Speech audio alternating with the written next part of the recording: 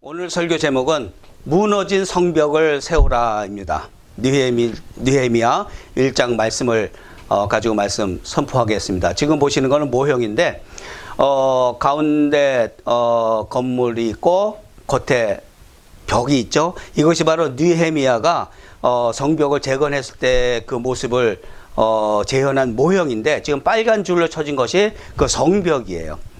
외곽 벽의 형태고, 그리고 재건한 성벽 그 안쪽에 또 노란색으로 지금 표시되어 있는 부분, 이 부분이 성전이죠. 그렇죠? 이 성전이 있는데 지금 이스라엘 민족들이 찾고서 유대인들이 찾아가서 통곡하고 기도문 돌 사이에 꽂아 놓는 것이 바로 이 서편, 한쪽 벽만 남아 있죠. 그 서편에 가서 그 기도하고 통곡을 하는 그 통곡의 벽이 지금 남아 있어요. 완전히 무너져 버리고 없죠. 자, 이 성전과 성벽, 이스라엘 민족들이 자신들의 죄로 인해서 징계받아가지고 포로로 끌려갔는데, 스룹바벨이 1차로 포로 귀환 때, 그때가 BC 536년에서 510년, 16년 그 사이에 스룹바벨이 사람들을 이끌고 돌아와서 성전을 재건하게 돼요. 무너진 성전을 재건하게 되고, 2차 귀환 때 에스라가 또 사람들과 돌아와서 영적 부흥운동, 그렇죠? 영적 개혁운동을 성공리에 맞아. 3차로 돌아와서 성벽을 재건하는 그런 일들이 있게 되는 거예요. 이 이스라엘 민족들이 이러한 오랜 기간 동안에 이러한 몹쓸 짓을 너무 많이 했기 때문에 하나님께서 용서해주면은 그때뿐이고 또다시 죄짓고, 용서해주면 또다시 죄짓고, 그러한 일들을 반복, 타락과 불순종과 우상숭배를 반복을 하다 보니까 결국에는 말라기, 구약의 마지막 책인 말라기에서 뭐라 그래요? 하나님의 심판을 예언하잖아요. 그러고서 구약이 끝나고 오랜 기간 침묵하다가 신약시대에 예수님께서 와서 또 예언하시죠. 뭐라 그러세요? 돌 위에 돌 하나도 남아있지 않을 것이라 그러잖아. 그 성전 보고. 실제로 그 성전이 완전히 무너져가지고 현재 어떤 상태로 되어 있는지 보신 분 계세요?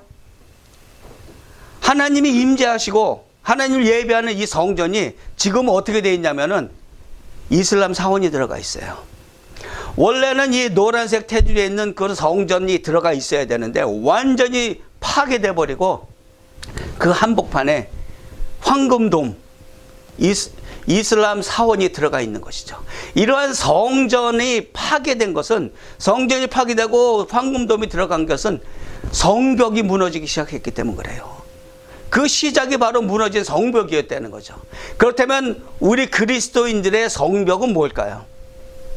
우리는 하나님의 거룩한 전이잖아요. 그렇죠? 성령님께서 우리 안에 거하시는 거룩한 전인데, 이 거룩한 전을 보호하는 우리들의 성벽은 바로 성화의 삶이라는 거예요. 거룩한 삶을 살려고 노력하는 그런 매일매일의 삶이 우리의 성벽인데, 그 거룩한 성전을 지키는 그 성벽이 무너져 간다 그러면은 결국은 뭐예요? 우리의 성전이 무너져 버리는 거예요. 우리 영은 원하되 우리 육신이 연약해서 지속적으로 죄 가운데 머물러 있으면은 우리들의 성화의 삶은 깨져버리고 하나님의 전이라고 한 우리 영 자체가, 이 거룩한 성전 자체가 무너져 버린다는 거예요. 구원에서 멀어진다는 얘기죠. 오늘 느헤미야 말씀을 통해 가지고 무너진 성벽, 느헤미야는 어떻게 세웠고, 그렇다면 우리는 우리들의 무너져가는 성벽, 성화의 삶, 어떻게 다시 재건할 것인가, 그 메시지를 오늘 말씀을 통해서 들으시기 바랍니다. 말씀으로 들어가도록 하겠습니다. 첫 번째, 애통함으로 우리 성벽을 재건해야 된다는 거예요. 애통함으로. 하갈의 아들 느헤미야의 말이라. 아닥사스다 왕 제20년 기슬루월에 내가 수상궁에 있는데 내 형제들 가운데 하나인 하나니가 두어 사람과 함께 유다에서 내게 이르렀기로 내가 그 사로잡힘을 면하고 남아있는 유다와 예루살렘 사람들의 형편을 물은즉 그랬어요. 지금 사진에 보시는 거는 여러분들이 잘 아시는 유대인들 수용소, 그렇죠? 아우슈비츠. 나치에 의해서 엄청난 수의 유대인들이 학살당했잖아요. 그들이 실제 수용되어 있던 그 수용소 모습이에요. 비참하게 살았죠. 이스라엘 피난민이 아닌 포로로 끌려갔던 이스라엘 사람들도 별 볼 일 없었어요. 그렇죠. 마찬가지예요. 이와 다르지 않았을 거란 말이죠. 그런데 지금 이 느헤미야는 내가 수상궁에 있는데 라고 말을 했어요. 수상궁은 그 페르시아의 왕들의 궁전이죠. 페르시아 왕들이 봄과 가을에 들르는 그 궁전이에요. 근데 아닥사스다 왕 7년에 에스라가 2차 귀환을 통해서 영적 부흥을 일으켰다 그랬어요. 자, 그러면은 에스라와 느헤미야는 동시대 사람이에요. 원래는 에스라서와 느헤미야서가 한 권의 책이었죠. 그 얘기 뭐냐면 같은 왕을 섬겼는데 느헤미야가 2차 3차로 귀환할 때 그때는 아닥사스다 왕 20년, 지금 오늘 본문 말씀이 아닥사스다 왕 20년 집권 시기에 일어났던 일이에요. 2차 귀환했던 에스라와 같이 2차로 귀환했던 느헤미야의 형제 하나니가 이스라엘에서 지금 느헤미야가 있는 수상궁까지 1400km를 걸어서 찾아온 거예요. 소식을 전하기 위해서. 엄청난 거리죠. 그때 당시에 샌들 신고 여러분들 1400km 걸어가 보세요. 한번 그 돌길을, 사막길을. 보통 일 아니에요. 그렇게 형제 하나니가 방문을 했을 때 느헤미야는 자기가 말한 대로 수산궁의 술관원이었어요. 수산궁은 봄과 가을에 아닥사스다 왕이 들르는 그 궁이라 그랬죠. 그리고 느헤미야는 거기에 상주하는 술관원이었어요. 술관원이 뭐 하는 사람이냐면은 왕이 마시는 술에 관련된 모든 것을 관리하는 사람이에요. 하다못해 왕의 술을 담글 그 포도밭까지 관리하고 그 포도 열매까지 관리하고 왕이 마시기 전에 이게 독이 들어갔는지 안 들어갔는지 검사하는 것까지 하는 사람이 술관원이란 말이에요. 왕의 측근이죠. 그렇다면은 페르시아로 끌려간 입장으로서는 엄청난 권력을 누렸던 사람인 거죠. 그런데 우리가 집중해야 될 것은 뭐냐면은 느헤미야는 이민 3세대예요. 이미 3세대가 지나가서 포로지에서 굉장한 권력을 가지고 살아갔던 풍족한 삶을 살았던 느헤미야라는 거죠. 그랬는데 그 느헤미야가 찾아온 동생 하나니를 통해서 들었던 이스라엘 민족들의 소식을 듣고 슬퍼했던 것, 그것은 바로 이미 3세대로 지나왔고 편안한 삶 가운데 있지만 여전히 선민으로서 하나님이 택한 백성으로서의 자존심이 살아있다는 거예요. 여전히 남아있다는 거예요. 비록 포로를 끌려왔고 3세대가 지나서 민족에 대한 그런 하나님의 선민에 대한 사상이 없어졌을 법도 한데 여전히 남아있다는 거예요. 나는 하나님의 선민이고 하나님이 택하신 백성이다. 그러므로 해서 또 예루살렘에 남아있는 그 이스라엘 백성들에 대한 관심이 여전히 남아있었다는 거예요. 이민 3세임에도 불구하고. 그러면서 느헤미야가 뭐라 그래요? 내가 이 말을 듣고 앉아서 울고 수일 동안 슬퍼하며 하늘의 하나님 앞에 금식하며 기도하여 그랬어요. 얼마나 민족을 사랑하고 얼마나 하나님의 백성으로서의 그 자부심이 있고 하나님을 섬기는 그 마음이 그대로 절실하게 남아 있었으면은 금식 기도까지 하겠냐는 거죠. 그 들려왔던 소식이 뭐예요? 이스라엘에 남아있는, 예루살렘에 남아있는 그 백성들이 큰 환난을 당하고 능욕을 받는다는 거, 치욕적인 삶을 여전히 살고 있다는 거죠. 그리고 성벽은 무너졌다는 거죠. 여호와 하나님이 임재해 계시고 여호와 하나님을 예배하는 그 성전을 보호하는 그 성벽이 무너졌다는 거죠. 누구한테? 사마리아에 있는 이방인들한테. 왜 사마리아에 있는 이방인들이 이렇게 예루살렘을 공격하고 그 이스라엘 백성들을 못 살게 하고 이러냐면은 페르시아가 전쟁을 하면서 포로들을 잡아가지고서는 다 각기 다른 나라로 흩어버린 거예요. 그러니까 사마리아 쪽으로 이주해온 이방 민족들이 이스라엘 민족들을 공격한 거예요. 못 살게 구른 거죠. 실제로 성벽을 재건할 때도 그 이방 민족들이 굉장히 많은 방해를 했었어요. 못 짓게. 그러한 이방인들의 공격 때문에 하나님의 백성들이 진짜 그렇게 치욕적인 삶을 살고 있었던 것이죠. 그래서 느헤미야는 금식 기도를 하기 시작한 거야. 이민 3세대가 그렇게 풍족한 삶을, 부족한 게 없는 사람이 금식 기도하면서 그렇게 하나님이 회복해 주시길 위해서 기도했겠죠. 자기 동족을 위해서. 안락함을 거부하는 영적인 자존심이 남아있기 때문에 그런 거예요. 내가 여호와 하나님을 섬기는 사람이다라는 그런 영적 자존심이 없으면은 에이 뭐 거기 있는 사람들 뭐 나하고는 관계없는 사람이지라고 치부해 버렸을 거예요. 하지만 나는 하나님의 백성이라는 그 자존심이 남아있기 때문에 하나님 앞에 엎드려서 금식 기도를 했다는 것이죠. 이러한 느헤미야의 애통함, 느헤미야한테 그런 애통함이 남아 있었기 때문에 성벽을 재건하려는 그런 결심을 했다는 것이죠. 그러한 애통함이 바로 성벽 재건의 출발점이 됐다는 것이에요. 그렇다면은 무너진 우리의 성벽, 무너진 우리의 성화의 삶, 그것을 애통해야 하는 하나님의 백성으로서 그리스도인으로서의 자존심이 남아 있느냐? 스스로 한번 질문해 보시기 바랍니다. 내가 죄 가운데 여전히 살아가는 것, 아무 생각 없이 그냥 그대로 받아들이고 살아가는지, 아니면 그리스도인으로서 자존심을 가지고 내가 그것을 애통해 하는지, 그것을 묵상해 봐야 됩니다. 애통해 하시기 바랍니다. 우리 모두 매일매일의 삶에서 애통해야 돼요. 왜 그러려야 되느냐? 애통함이라는 것은 죄에 대한 반응이에요.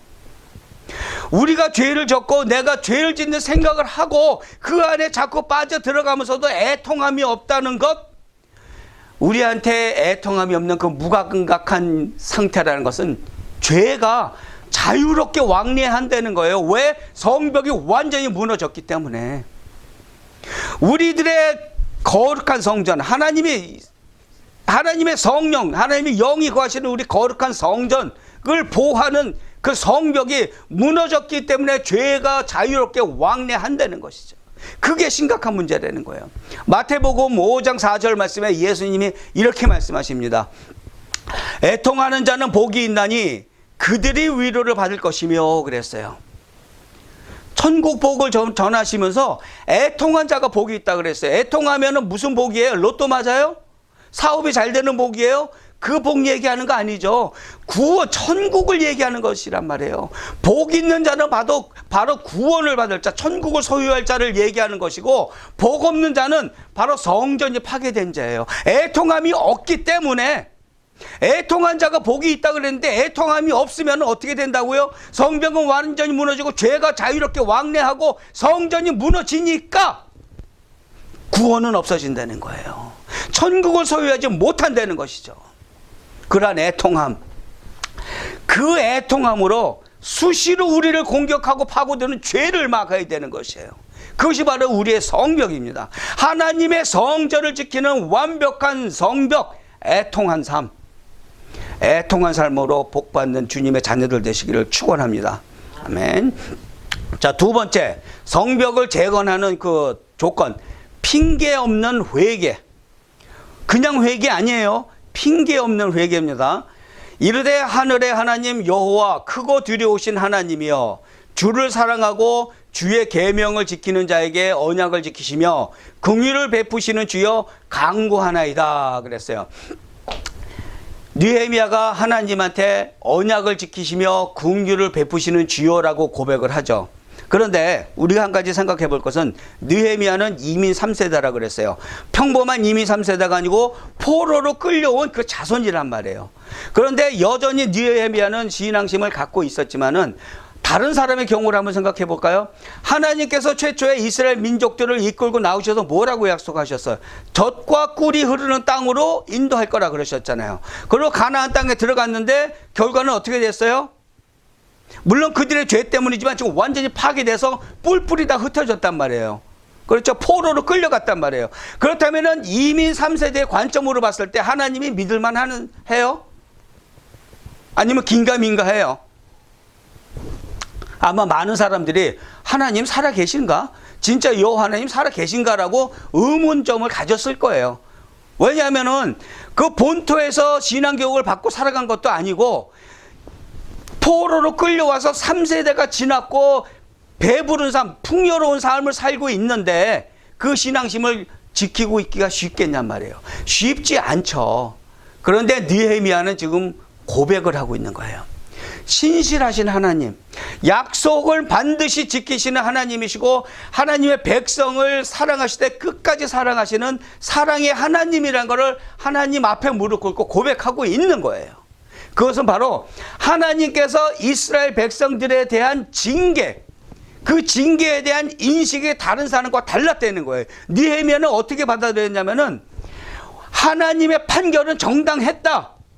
이스라엘 민족들이, 내 선조들이 이러한 징계를 받을 만 했고 그것은 당연한 판결이라고 하나님 앞에 고백을 하는 거예요. 하나님 앞에 언약을 지키시며 긍휼을 베푸시는 주여라는 그 한 줄 그 고백에 그러한 신앙 고백이 들어가 있는 것이죠.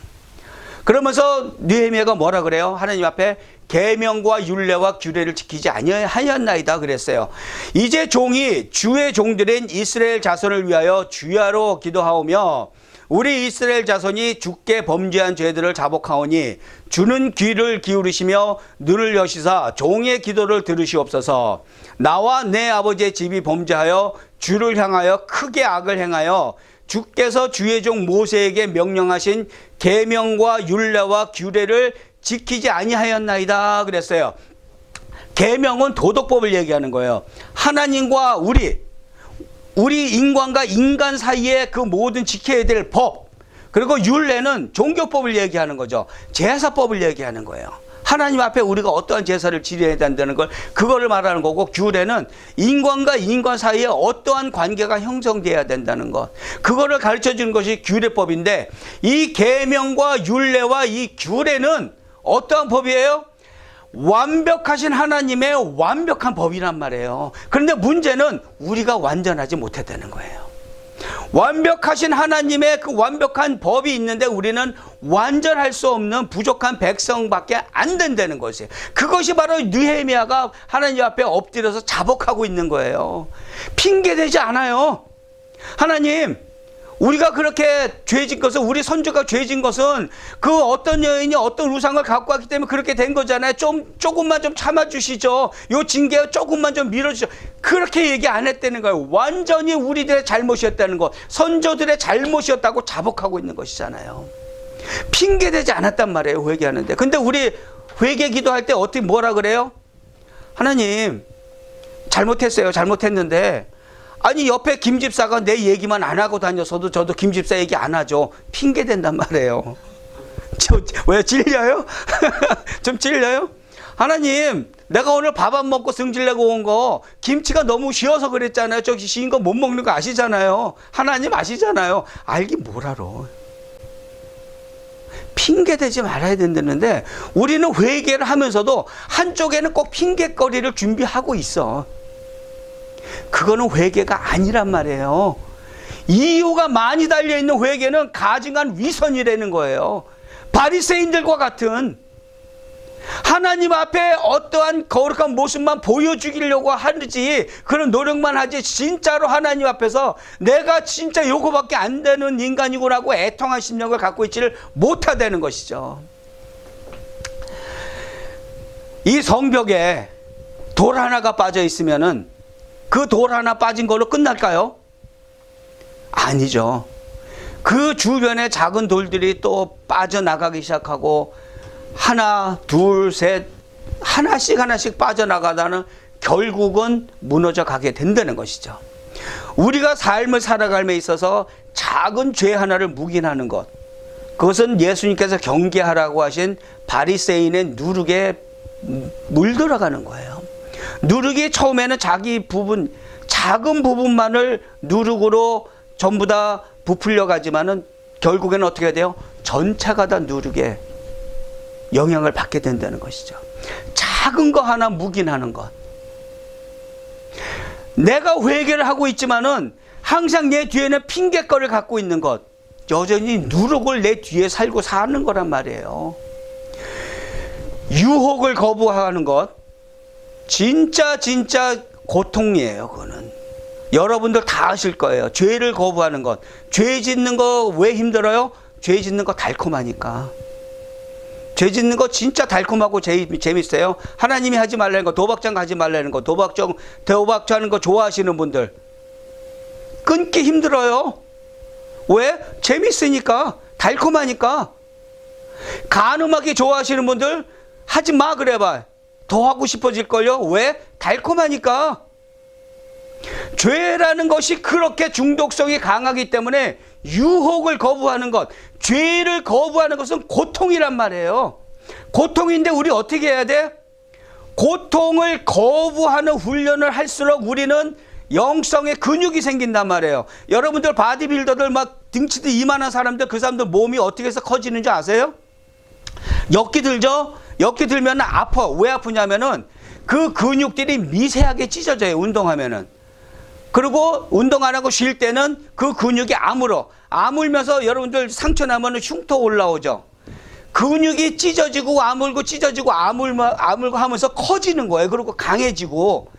우리의 영성의 근육이 바로 그래야 된다는 거예요. 죄를 거부하는 거 고통이에요. 찢어지는 아픔이 있고 금단 증상이 나타날 수 있지만은 거부하는 훈련을 하면 할수록 우리의 영성은 튼튼해진단 말이에요. 영성의 근육이 생겨야 된다는 것이죠. 그게 바로 하나님의 은혜고, 우리의 앞에 죄거리가 놓여져 있을 때 우리가 거부하는 것, 그것 자체가 하나님께서 우리한테 주시는 은혜를 주시고자 하는 통로란 말이에요. 그 고통스러운 순간이, 그 삶에서 다가오는 그 모든 고난도 하나님의 말씀을 가지고 이겨내는 그런 영성의 훈련, 근육 훈련, 그것이 바로 하나님의 은혜라는 것이죠. 역대하 7장 말씀입니다.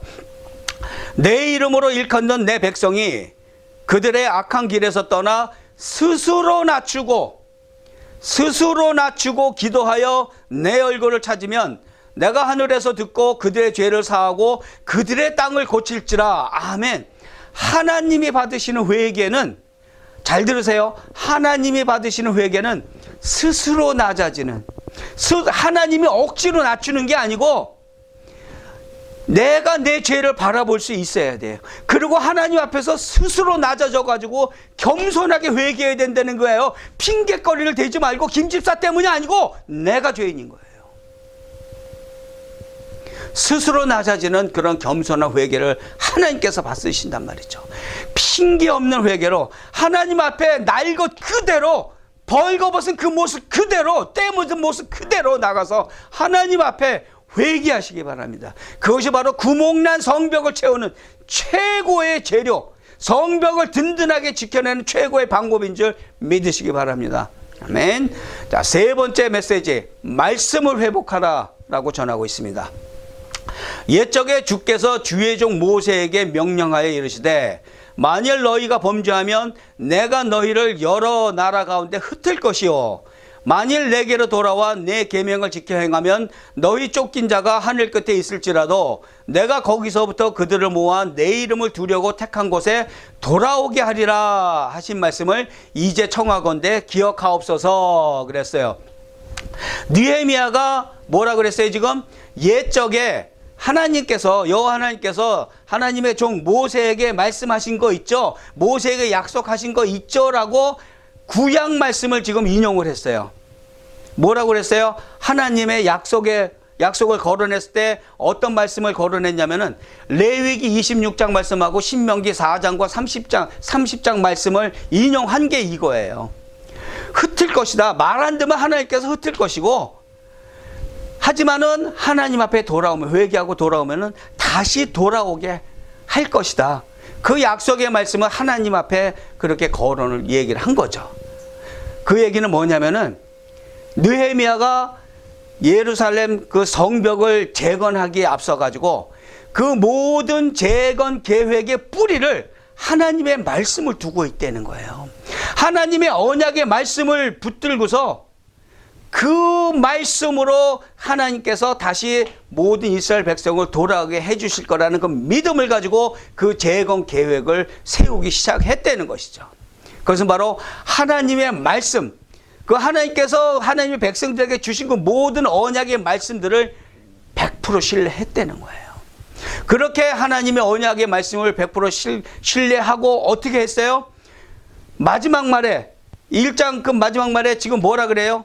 주여 구하노니 귀를 기울이사 종의 기도와 주의 이름을 경외하기를 기뻐하는 종들의 기도를 들으시고 오늘 종이 형통하여 이 사람들 앞에서 은혜를 입게 하옵소서 하였더니 그때에 내가 왕의 술관원이 되었느니라 그랬어요.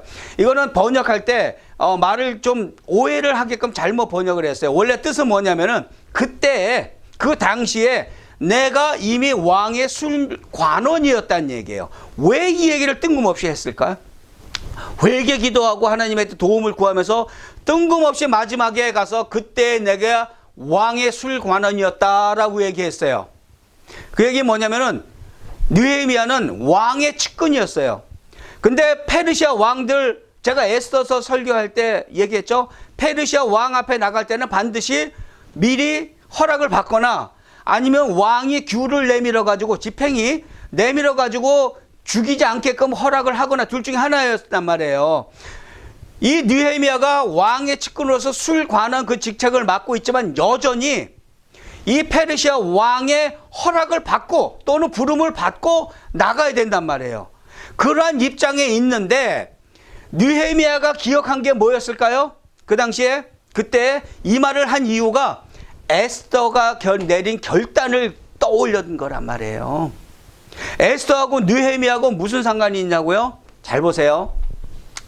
에스더가 그 일을 해낸 그때가 아하수에로 왕 때였어요. BC 485년하고 465년 사이에 에스더가 죽으면 죽으리라 하고 멸족 위기에 있는 유대 민족들을 구해내잖아요. 하만으로부터 그 괴계로부터 구해냈는데 아닥사스다 왕 때 느헤미야가 술관원이었어. 아닥사스다 왕은 아하수에로 왕의 아들이에요.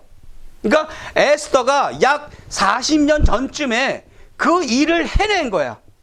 죽으면 죽으리라고 왕 앞에 나가잖아. 부르지도 않았는데 금식기도 하고 하나님께서 모든 것을 이끌고 가실 거라 믿고 왕 앞에 나가서 잔치에 초대하고 그름을 해가지고 하만의 모든 계획을 무너뜨리고 하만 집안을 완전히 몰살시켜버리잖아요. 그리고 이스라엘 백성들을 구해내잖아요.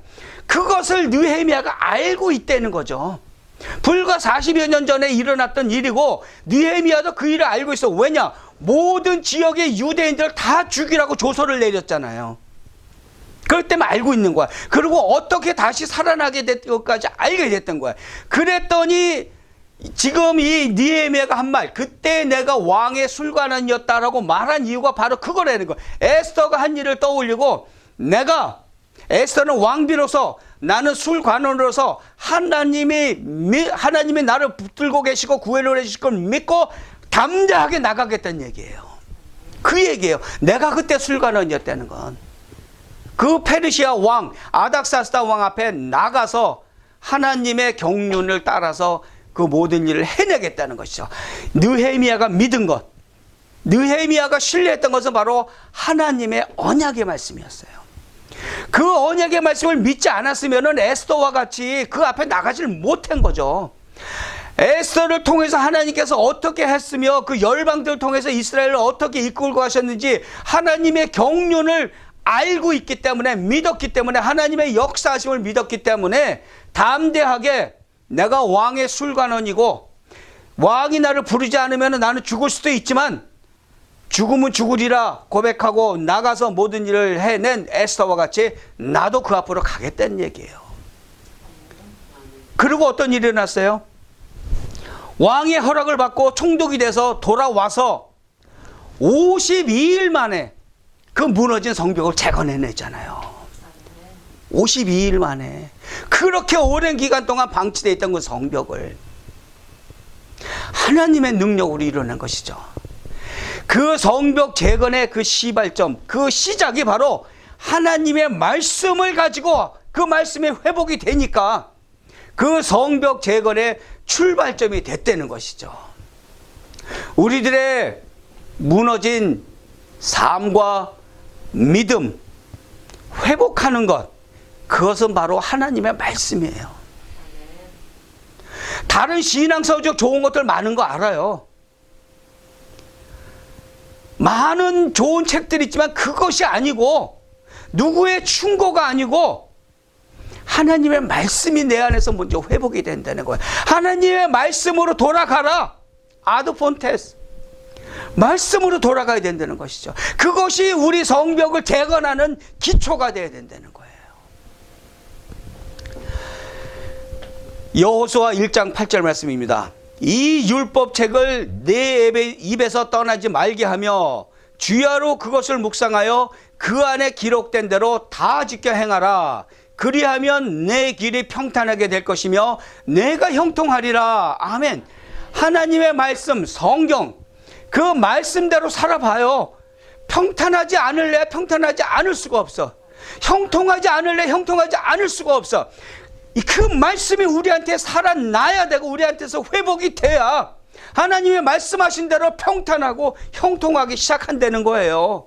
그리고 무너진 우리의 믿음, 우리의 첫사랑이 회복되기 시작한다는 거예요. 말씀을 회복하시기 바랍니다. 말씀으로 돌아가서 우리들의 거룩한 성전, 성령님이 거하시는 이 거룩한 성전을 보호하시기 바랍니다. 지켜내세요. 말씀으로 돌아가서 여러분들의 성전 꼭 지켜내시고 축복받으시기를 예수 그리스도 이름으로 축원합니다. 아멘. 여러분들 안에 십자가의 감격이 남아 있습니까? 처음 예수 그리스도를 영접하고 십자가를 바라볼 때마다 마음 뭉클하고 눈물 떨어지고 가슴 아팠던 초라한 나무 십자가지만 거기에 달리신 예수님이 보이고 흘리신 피가 거기 묻어있는 게 보였던 그 뜨거웠던 그 첫사랑의 감격, 십자가를 바라볼 때마다 느꼈던 그 감격 여전히 남아있습니까? 남아있지 않다면 성벽이 무너진 거죠. 우리들의 모든 죄를 감당하시고 구원해 주시기 위해서 그 극심한 시간을 이겨내시고 그 고통 이겨내시고 살을 찢으시고 피를 쏟으신 그 예수 그리스도의 사랑, 그 감격이 없다면, 감사가 없다면 성벽이 무너진 겁니다. 재건해야죠. 무너진 채로 그대로 있을 수가 없죠. 우리는 하나님의 자녀들입니다. 그리스도인으로서의 자존심이 있기 때문에 우리는 이겨내야죠. 일어서야죠. 성벽 재건해야 되는 거예요. 그리스도인으로서의 자존심을 지키며 살기시기 바랍니다. 애통함으로 죄를 막으세요. 날마다 애통하며 죄를 막고 하나님의 거룩한 성전을 지켜내시기 바랍니다.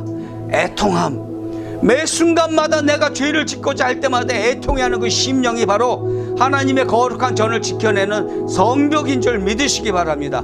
복구하시기 바랍니다. 또한 핑계 없는 회개로 하나님 앞에 나가세요.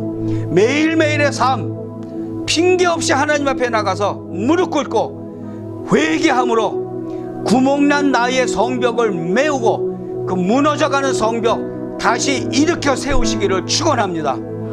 그러기 위해서 말씀으로 돌아가시기 바랍니다. 다른 것을 쳐다보지 마세요. 사람 보지 마시고 말씀으로 돌아가서 하나님이 뭐라고 그러시는지 그 말씀을 듣고 그 말씀으로 우리의 거룩한 성전을 지켜내는 그 성벽을 재건해 내시기를 주님의 이름으로 축원합니다. 아멘. 우리 같이 이 시간 기도하겠습니다. 지금까지 우리 살아왔던 그 모든 삶의 방식들 하나님 앞에 고백하시기 바랍니다. 회개 없이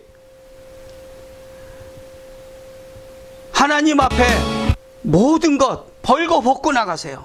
이유 되지 마시고 핑계 대지 마시고 지금까지 살아왔던 그 모든 것들 하나님 앞에 고백하시며 새로운 삶, 성벽을 재건하는 삶을 살기를 약속하는 그런 기도 하나님 앞에 드리도록 하겠습니다. 우리 같이 기도하겠습니다.